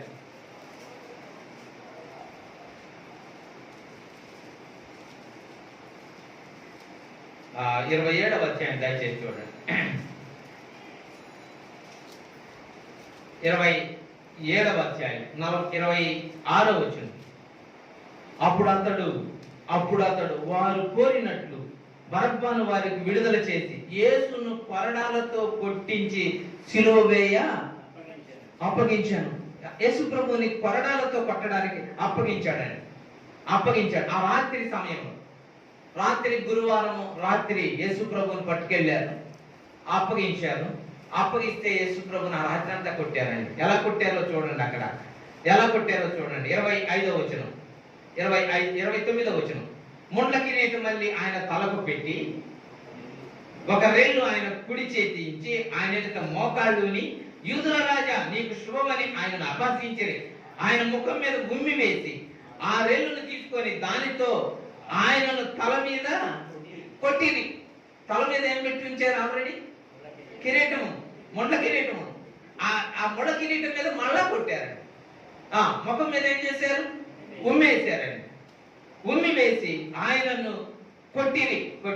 ఆ మాటలు మనము జ్ఞాపకం చేసుకుందామండి. యేసు ప్రభు వారిని కొట్టి భయంకరంగా కొట్టారండి. అలాగే 26వ అధ్యాయం 67వ వచనం అక్కడే ఉంది. 67వ వచనం. అప్పుడు వారు ఆయన ముఖం మీద ఉమ్మి వేసి ఆయనను గుద్దిరి. కొందరు ఆయనను అరచేతులతో కొట్టి, క్రీస్తు నిన్ను కొట్టిన వాడెవడో చెప్పు చూద్దాం. చెప్పలేడా యేసు ప్రభు చెప్పలేడా? ఎవరు కొట్టారో చెప్పగలరు, కానీ మౌనంగా ఓర్చుకున్నాడు యేసు ప్రభు. మౌనంగా ఉమ్మేస్తుంటే మౌనంగా ఓర్చుకున్నాడు. గుద్దుతా ఉంటే మౌనంగా ఓర్చుకున్నాడు. కొరడాలతో కొడుతుంటే మౌనంగా ఓర్చుకున్నాడు. తల మీద ముండ్ల కిరీటం పెట్టి కొడుతుంటే మౌనంగా ఓర్చుకున్నాడు. ఏం మాట్లాడలేదండి, ఏమీ మాట్లాడలేదు. అంత భయంకరంగా కొట్టి తెల్లవారి సిలువ మోపించారండి. ఆయన ఎక్కడ దాకా మోపించారు? గొల్గొతా కొండ వరకు మోపించారు. ఆ భారమైన సిలువ బరువు ఎంతో ఇందాక అన్న చెప్పాడు. అంత బరువైన భారమైన సిలువను యేసు ప్రభు చేత మోయించారు. మధ్యలో మరలా కొరడాలతో కొడతా ఉన్నారు. అలాగూ తీసుకొని వెళ్ళి ఆ సమయం ఖచ్చితంగా ఉదయం 9 గంటలప్పుడు ఆయన సిలువ వేశారండి. ఖచ్చితంగా 6 గంటలు యేసు ప్రభు సిలువలో వేలాడదీయబడ్డాడు. ఉదయం 9 గంటల నుండి సాయంత్రం 3 గంటల వరకు యేసు ప్రభు సిలువలో వేలాడుతూ ఉన్నాడు. ఆ మండు టెండలో, ఆ భయంకరమైన స్థితిలో ఆ దేహం అంతా చీల్చబడి రక్తం కారుతూ అప్పుడు అన్నాడు, నాకు దప్పిక అవుతుంది అన్నాడు. అక్కడ ఒక మాట రాశాడు, లేఖనము నెరవేరునట్లు అని. లేఖనములో ఆల్రెడీ ఆయన గురించి చెప్పబడిన మాట ఉందండి. కీర్తనల గ్రంథం 69వ కీర్తన 69వ కీర్తన 21వ చరణం. 69వ కీర్తన 21వ చరణం. వారు చేదును నాకు ఆహారముగా పెట్టిరి, నాకు దప్పి అయినప్పుడు చిరకను 69:21 అండి. చిరకను నాకు చేదును ఆహారంగా పెట్టిరి. యేసుప్రభు వారికి మంచినీళ్ళు ఇవ్వలేదండి. అప్పటికి కూడా యేసుప్రభు వారికి మంచినీళ్ళు ఇవ్వాల. ఆయన దప్పిక కొన్నప్పుడు ఆయన దాహానికి చేదు చిరకను ఆయనకి తాగడానికి అందించారంట స్పాంజీ. నాకు దప్పికేస్తుంది అని ఆయన అన్నప్పుడు అక్కడే రాయబడిందండి, వారు ఒక స్పాంజీలో చిన్న చేదు చిరకను ముంచి దాన్ని ఆయనకు ఆహారంగా ఇచ్చారంట. అందుకనే యేసుప్రభు వారు చనిపోక మునుపే ఆయన ఇలా చనిపోతాడు, ఆయన కలువరి శిలువలో దప్పిక కొంటాడు అనే లేఖనం ఎప్పుడో చెప్పబడింది. ఆ లేఖనం యేసుప్రభు శిలువలో నెరవేరడానికి, లేఖనము నెరవేరునట్లు, ఆయన గురించి ముందుగానే చెప్పబడిన మాట నెరవేరునట్లు ప్రభువైన యేసుక్రీస్తు వారు శిలువలో నేను దప్పికొన్నాను అన్నాడు. నిజంగా యేసుప్రభు వారికి ఎంతమందికి దాహం తీర్చినోడో ఆయన సృష్టికర్త. నీళ్లకు అద్దును నియమించిన వాడు ఆయనే, ఆకాశానికి వర్షం ఇచ్చిన వాడు ఆయనే, ఆకాశం నుండి భూమి మీదకు వర్షం పడేటట్టు చేసిన ఆయనే, సముద్రం దాటి రాకుండా హద్దులు నిర్ణయించిన వాడు ఆయనే, 40 దినాలు భూమి మీద ప్రచండ వర్షం కురిసేటట్టు చేసిన వాడు ఆయనే. ఈ రోజు ఆయన అంటున్నాడు వేలాడదీయబడి, నాకు దప్పికేస్తా ఉంది, నాకు దాహానికి ఇవ్వండి. ఆయన ఇవ్వలేదా? ఎంతమందికి దప్పిక తీర్చాడో ఆయన. ప్రియులారా, నేను జ్ఞాపకం చేస్తున్నాను, హాగరు చనిపోయేటప్పుడు, హాగరు తన బిడ్డ అరణ్యంలో చనిపోతుంది అనుకున్నప్పుడు ఆయన నీళ్లను, ఎడారిలో నీళ్లను ఉపక చేసిన వాడు. అసలు ఆశ్చర్యం అండి. ఈరోజు ఆయన సిలువలో నాకు దప్పికేస్తుంది అన్నాడు. ఆ ప్రియ ప్రభు దాహముగా ఉన్నాడు మన కొరకు, ఆయనే దప్పిక తీర్చినవాడు.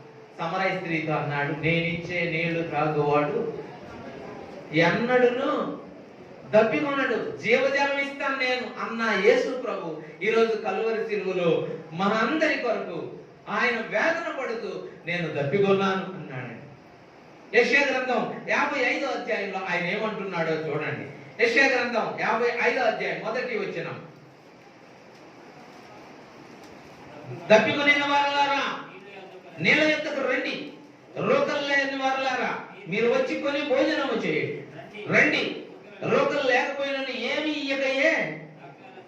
దప్పికొన్న వారిని ఆహ్వానించిన దేవుడు, అంత గొప్ప దేవుడు ఈరోజు మనందరి కొరకు కలువరి సిలువలో ఈరోజు నేను తప్పికొంటున్నాను, నాకు దాహానికి ఇవ్వండి అన్నాడు. యేసుప్రభు వారు ఆయనే స్వయంగా చెప్పిన మాట.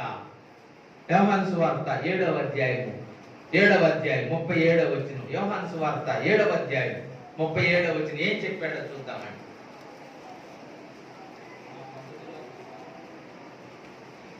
యోహాను సువార్త 7వ అధ్యాయం 37వ వచనం. ఆ పండుగలో, ఆ మహాదినమైన అంత్యదినమున యేసు ప్రభు వారు నిలిచి ఎవడైనను దప్పికొని నేను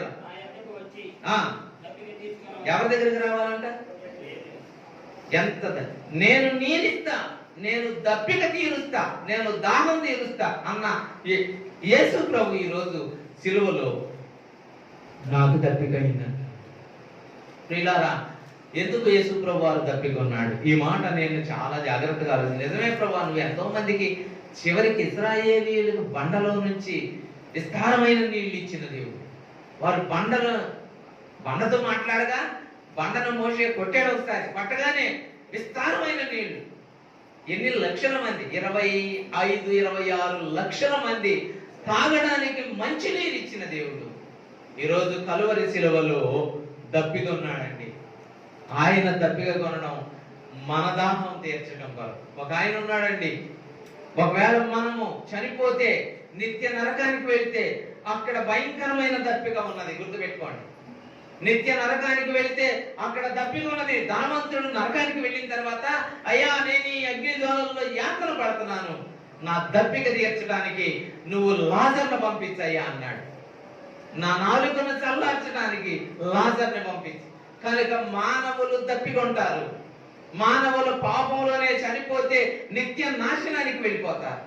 మానవులు చనిపోతే నిత్య నరకములో వేదన పడతారు. వాళ్ళ వేదన తప్పించడానికి, ఆ నరకం తప్పించడానికి యేసుప్రభువారు ఈ రోజు కలువరి సిలువలో తప్పికొన్నాడు. ఆయన ఎన్ని దాహాల గురించి మనం చెప్పుకుంటే, కొంతమందికి ధనదాహం, ఎంత సంపాదించిన దాహం తీరదు, ధనదాహం. కొంతమందికి అధికార దాహం, కొంతమందికి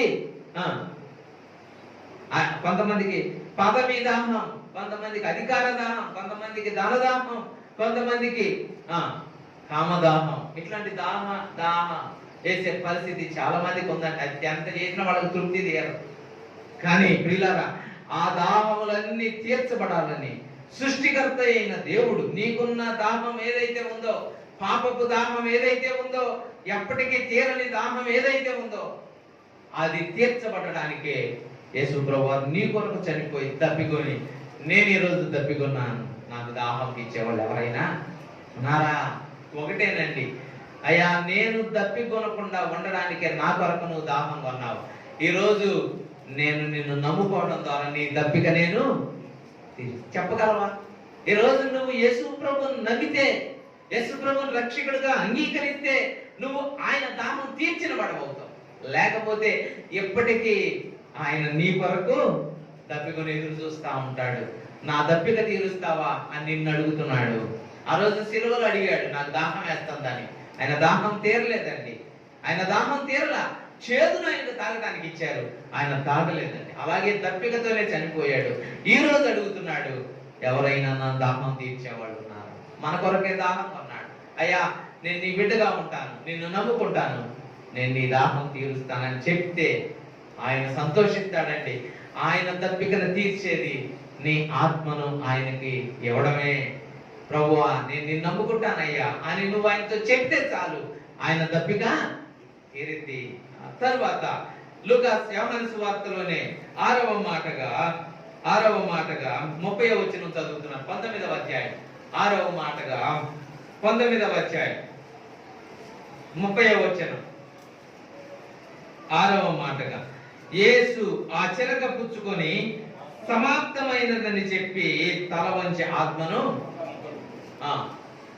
సమాప్తమైనది యేసు ప్రభువారు సమాప్తము చేశాడండి. మరలా చెప్తున్నాను, యేసు ప్రభువారు ఏం చేశాడు? సమాప్తం చేశాడు. ఈ మాట ఏమిటి సమాప్తమైనది? ఆలోచన. ఏమిటి సమాప్తమైనది అంటే, ఒక ఇల్లు కట్టడం అనుకోండి, పూర్తి అయింది అనుకోండి. ఇప్పుడు ఇల్లు పూర్తి అయింది, సమాప్తమైంది. ఈ పని ప్రారంభించామండి, అది పని సమాప్తం అయిందండి. మరి ఇది సమాప్తం ఏంటి అంటే, సమాప్తం ఏమిటంటే యేసు ప్రభువారు ఎందుకు వచ్చాడో, ఏ కార్యం చేయడానికి భూమి మీదకి వచ్చాడో ఆ పనిని ఆయన సమాప్తం చేశాడు. ఇంగ్లీష్ లో అన్నాడు, ఇట్ ఈస్ ఫినిష్డ్. అయిపోయింది పని. నేను ఎందుకు వచ్చాను, నేను ఎందుకు లోకంలోనికి వచ్చాను, నేను చేయవలసిన పని సమాప్తి చేశాను. చూడండి 17వ అధ్యాయం 4వ వచనం. ఇక్కడే 17వ అధ్యాయం 4వ వచనం యేసు ప్రభువు ఏం చెప్తున్నాడు? చేయుటకు నీవు నాకు ఇచ్చిన పనిని నేను సంపూర్ణముగా నెరవేర్చి భూమి మీద నిన్ను, పరలోకపు తండ్రితో అంటున్నాడు, తండ్రి నువ్వు నన్ను భూమి మీదకి ఎందుకు పంపించావో ఆ పనిని నేను ఏం చేశాను? సంపూర్ణంగా నెరవేర్చాను. ఏం కొదవలేదు. యేసు ప్రభువునంట చాలా సార్లు సాతానుడు శోధించాడు. చాలా సార్లు యేసు ప్రభువుని ఎలాగైనా లొంగదీయాలని చాలా ప్రయత్నాలు చేశాడంట వాడు. కానీ యేసు ప్రభు పాపానికి లొంగలేదండి. యేసు ప్రభువును మొట్టమొదటే తీసుకెళ్ళిపోయి ఈ రాళ్ళను రొట్టెలు చేసుకో అని చెప్పాడు. తర్వాత ఈ దేవాలయం మీద నుంచి దూకు అని చెప్పాడు. నువ్వు నాకు నమస్కారం చేస్తే మొత్తం నీకే అధికారం ఇచ్చేస్తానని ఎన్నోసార్లు లొంగ తీసుకోవాలని ప్రయత్నం చేసినా యేసు ప్రభు పాపానికి లొంగలేదండి, అబద్ధానికి లొంగలేదండి, మోసానికి లొంగలేదండి. ఆయన పాపము లేకుండా జీవించాడు. ఒకవేళ యేసు ప్రభు వారు మధ్యలో గనక పాపం చేసి ఉంటే ఆయన మరణం ద్వారా మనకు క్షమాపణ ఉండేది కాదు. ఆయన పాపము లేకుండా జీవించాడండి, పరిశుద్ధంగా జీవించాడండి, ఎక్కడ సాతానికి అవకాశం లేకుండా జీవించాడండి.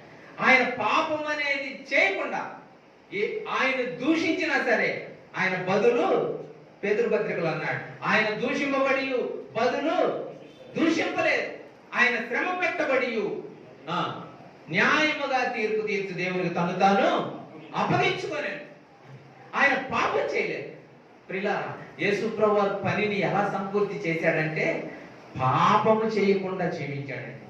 ఈరోజు మానవుడు పాపమును జయించాలని ఆయన ఆశ, పాపముల నుంచి బయటికి రావాలని ఆయన ఆశ, పాపమును ఓడించాలని ఆయన ఆశ.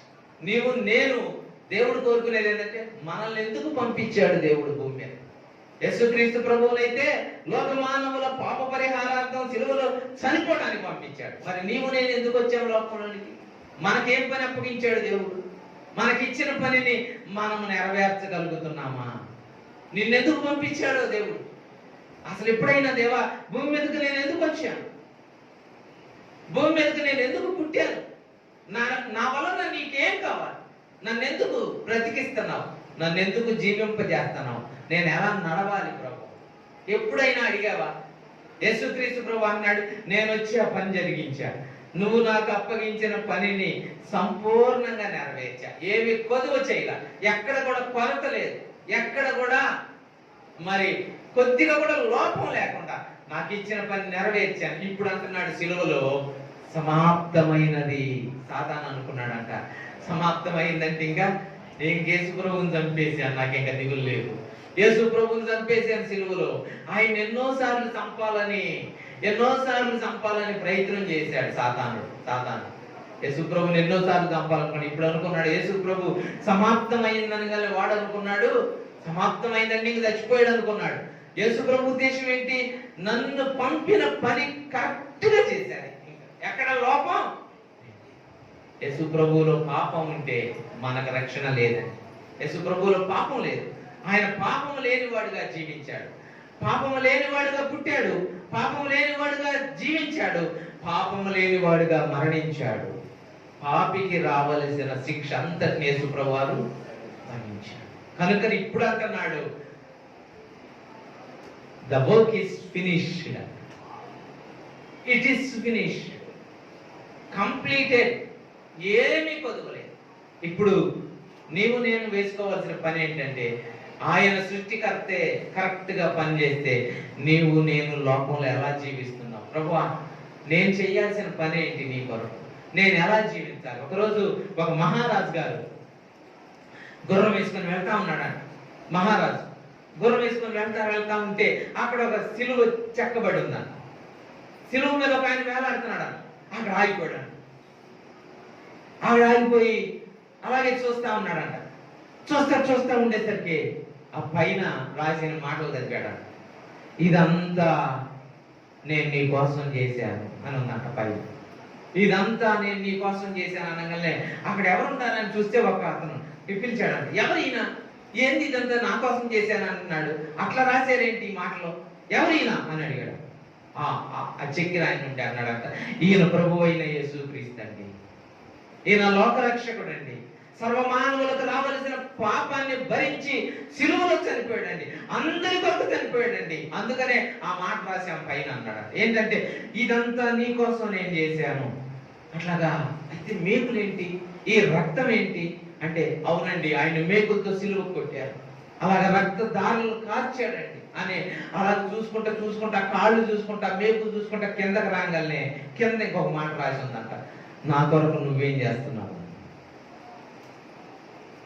పైన ఇదంతా నీ కోసం చేశానని ఉందంట, కిందకు వచ్చి చదివేలేకే నా కోసం నువ్వేం చేస్తున్నావు. ఆశ్చర్యపోయాడు.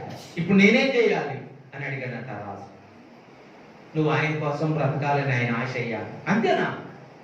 ఆయన ఏం చేయాలి నేను అన్నాడు. ఏమి లేదయ్యా, నేను పాపం చేశాను, నన్ను క్షమించు, నీ కోసం బ్రతుకుతాను, ఒక మాట చెప్తే చాలయ్యా అన్నాడు. ఈరోజు యేసు ప్రభు నీ కొరకు చనిపోతే నువ్వు ఆయన కోసం ఏం చేస్తున్నావు? ఆయన నీ కొరకు ప్రాణం పెట్టి నేను సమాప్తి చేశాను అన్నాడు, పనిని పూర్తి చేశాను అన్నాడు.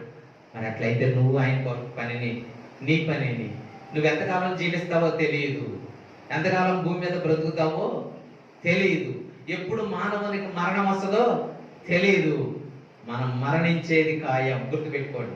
ప్రతి వారు మరణించేది ఖాయం. మరణించక మునిపే యేసు ప్రభుని రక్షకుడిగా అంగీకరించి చనిపోతే నిత్య జీవం, పరలోకం, శాశ్వత జీవంలో ఉంటావు, గుర్తుపెట్టుకో. యేసు ప్రభువుని కాదనుకుంటే నిత్య నరకం. తర్వాత చివరి మాటగా లూకాసు వార్త 23వ అధ్యాయం. చివరి మాటగా లూకాసు వార్త 23వ అధ్యాయం 46వ వచనం. అప్పుడు యేసు గొప్ప శబ్దముతో కేక వేసి, తండ్రి, నీ చేతికి నా ఆత్మను సంపూర్తి చేశాడు, ఫినిష్ చేశాడు, అంత కంప్లీట్ చేశాడు, ఏ కొదువ లేకుండా చేశాడు, ఏ కొరత లేదు.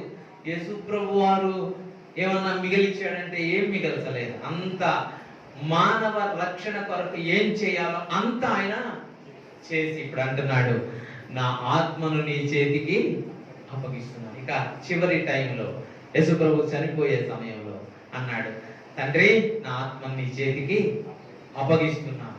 గుర్తుపెట్టుకోండి, ప్రతి వ్యక్తికి ఆత్మ ఉంది. గుర్తుపెట్టుకోండి, నీకు నాకు ఆత్మ ఉంది. యేసు ప్రభు మానవుడిగా వచ్చినప్పుడు కూడా ఆయన శరీరంలో కూడా ఆత్మ ఉన్నది. ఇప్పుడు గుర్తుపెట్టుకుందాం, జాగ్రత్తగా వినండి. నీకు నాకు ఆత్మ ఉన్నది. ఉన్నదా లేదా? నరుణ్ణి బొమ్మగా చేశాడంట.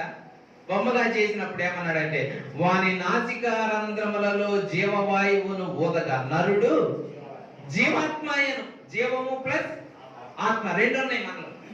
జాగ్రత్త గుర్తుపెట్టుకోండి. మనలో మూడు ఉన్నాయండి. ఒకటి కనపడే దేహం, రెండవది ఆత్మ, మూడవది ప్రాణం. గుర్తుపెట్టుకోండి, ఈ మూడు మనలో ఉన్నాయి. ఈ మూడింటిని మనం ఎప్పుడు విడదీయలేము. విడదీసామంటే ప్రాణము ఆత్మ ఒకటిగా వెళ్ళిపోతాయి, జీవం ఒక్కటే మిగిలిపోయింది. అందుకనే ప్రసంగి అన్నాడు, మన్నైనది వెనుకటి వలె మంటికి చేరును, ఆత్మ దాన్ని దయచేసిన. ప్రసంగి గ్రంథం 12వ అధ్యాయం 7వ వచనంలో ఆ మాట చెప్పాడు. మన్నైనది వెనుకటి వలెనే, ఈ మంటికి వెళ్ళిపోద్ది మన్ను, కానీ ఆత్మ మాత్రం, ఆత్మలో ఆత్మ జీవం రెండు, అంటే ప్రాణమును ఆత్మ రెండు కలిసి ఉంటాయి. అవి రెండు దేవుని దగ్గరికి వెళతాయి. గుర్తుపెట్టుకో. 90వ కీర్తనలో ఒక మాట చదువుదాం. 90వ కీర్తన 10వ వచనం. మా ఆయుష్కాలము 70 సంవత్సరములగును, అధిక బలమున్న ఎడల 80 సంవత్సరములగును, అయినను వాటి వైభవము ఆయాసమే, దుఃఖమే. అది త్వరగా గతించు. ఏది త్వరగా గతించును? ఏది గతించును? అది త్వరగా గతించును, మేము ఎగిరిపోతాం. మేము ఏంటి ఎగిరిపోయేది? ఏంది గతించేది? గతించేది ఏంటి? ఆయుష్కాలమే. మా శరీరం గతించిపోద్ది, మా ఆయుష్కాలం పోద్ది, మా శరీరం కూడా మన్నులో కలిసిపోద్ది, కానీ మేము ఎగిరిపోతాం అంటున్నాడు. ఏది ఎగిరిపోతాం? గతించేదేంటి, ఎగిరిపోయేదేంటి? ఇది చాలా కొంచెం ఆలోచన చేయాలి. నీకు కూడా దేవుడు ఆత్మని ఇచ్చాడు, గుర్తుపెట్టుకో. నీలో కూడా ఆత్మ ఉన్నది, నీలో ప్రాణం ఉన్నది, దేహం మాత్రమే బయటికి కనబడతా ఉంది. ఇది గతించిపోయేది. ఈ దేహం మన్నైనది వెనుకటి వలెనే మంటికి చేరుతుంది. ఆత్మ దాన్ని దయచేసిన దేవుని వద్దకు ఎందుకు వెళ్ళిద్దో మళ్ళీ చెప్తాను. ఆత్మ దేవుని దగ్గరకు వెళ్తుంది. ఒకటి, మేలు చేస్తే జీవంలోనికి వెళ్తావు, కీడు చేస్తే తీర్పులోనికి వెళ్తావు. రెండు ఉన్నాయి. మేలు చేసి జీవించేవా? మేలేంటో కీడేంటో ఇప్పుడు చెప్తాను, జాగ్రత్తగా వినండి. మేలేంటో కీడేంటో ఇప్పుడు రెండు చెప్తాను. మేలు చేస్తే జీవంలోనికి వెళ్తావు, కీడు చేస్తే నిత్య నాశనానికి వెళ్తావు, నిత్య నరకంలోనికి వెళ్తావు. ద్వితీయోపదేశకాండ గ్రంథంలో మేలేంటో కీడేంటో చూపిస్తాను మీకు ఇప్పుడు. ద్వితీయోపదేశకాండ గ్రంథం 5వ అధ్యాయం 29వ వచనం మేలు అక్కడ గుర్తుపెట్టుకోండి.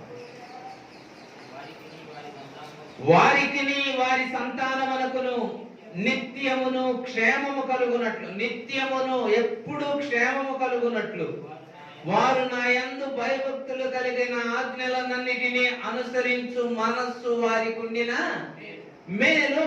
అది మేలు. మేలేంటో చెప్తున్నాను వినండి. దేవుని యందు భయభక్తులు కలిగి ఆయన ఆజ్ఞలను అనుసరించి నడవడం మేలు. మేలు చేసిన వారు అంటే మేలు చేసిన వారంటే ఇదే మేలు చేయటం అంటే. మేలు చేయటం అంటే అన్నం పెట్టడం, బట్టలు ఇయటం కాదు. దేవుని ఆజ్ఞలు గైకొనే మనస్సు కలిగి ఉండడం మేలు. ఎవరు అలాంటి మనస్సు కలిగి ఉంటారో వారు ఎక్కడికి వెళ్తారు? జీవంలోనికి వెళ్తారు. కీడంటే ఏంటో చూద్దాం ఇప్పుడు. 4వ అధ్యాయం అక్కడే ద్వితీయోపదేశకాండ గ్రంథం 4వ అధ్యాయం 25వ వచనం. మీరు పిల్లల పిల్లలను కని ఆ దేశమందు బహుకాలం నివసించిన తరువాత మిమ్మును మీరు పాడు చేసుకొని ఏ స్వరూపము కలిగిన విగ్రహమునైనను చేసి నీ దేవుడైన యెహోవాకు కోపము పుట్టించి ఆయన కన్నుల ఎదుట కీడు చేసిన ఎడల, ఏదినైనా మీరు చేసుకొని దేవునికి కోపం పుట్టించడమే కీడు. గుర్తుపెట్టుకోండి. దేవునికి కోపం పుట్టించడం కీడు, దేవుని ఆజ్ఞలు గైకొనడం మేలు. ఈరోజు మేలు కీడులు దేవుడు మన ఎదుటే ఉంచాడు. మన ఆత్మ 2 స్థలాలకు వెళ్ళాలంట. ప్రతి వారికి ఆత్మ ఉంది. ఒకటి మేలు చేసిన ఆత్మ, రెండోది కీడు చేసిన ఆత్మ. మేలు చేయడం అంటే దేవుని ఆజ్ఞలు గైకొని భయభక్తులుగా బ్రతకడం మేలు. దేవునికి కోపం పుట్టించి కీడు చేసే ఆత్మ. ప్రియులారా, దేవుడు దేనిని బట్టి కోపపడతాడో అవి మాని ఆయన యందు భయభక్తులు కలిగి జీవించడం మనకు మేలు. ఆ కీడు నుండి తప్పించబడతాం. కీడు నుండి తప్పించబడతాం. దేవుడు చాలా స్పష్టంగా జ్ఞాపకం చేశాడండి. చూడండి, ద్వితీయోపదేశకాండ గ్రంథంలో దేవుడు తన ఆత్మను అప్పగించాడు. మనం కూడా రేపు ఆత్మను అప్పగించాలండి దేవునికి. గుర్తుపెట్టుకోండి, మనము కూడా దేవునికి మన ఆత్మను అప్పగించవలసిన వారంగా ఉన్నాం. 30వ అధ్యాయం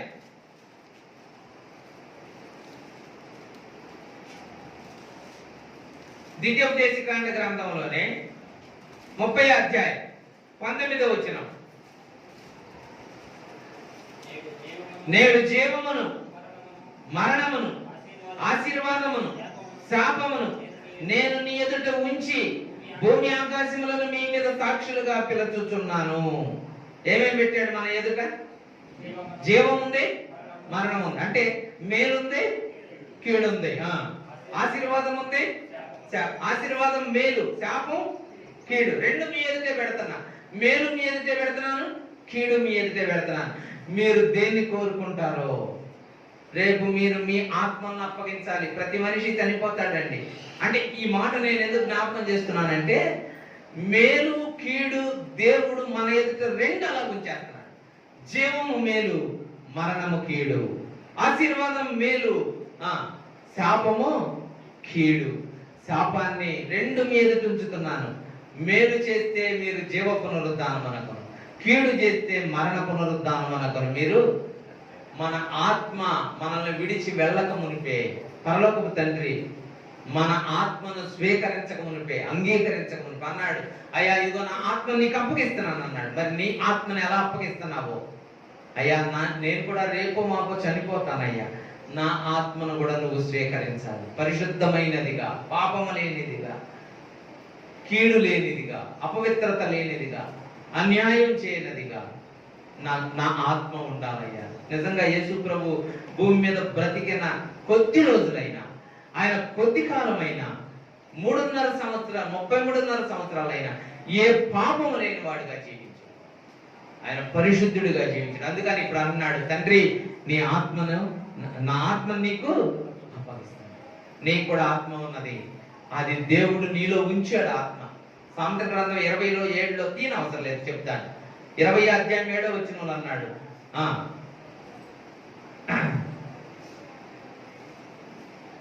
సామెతల గ్రంథం 20:27 యథార్థవంతులకు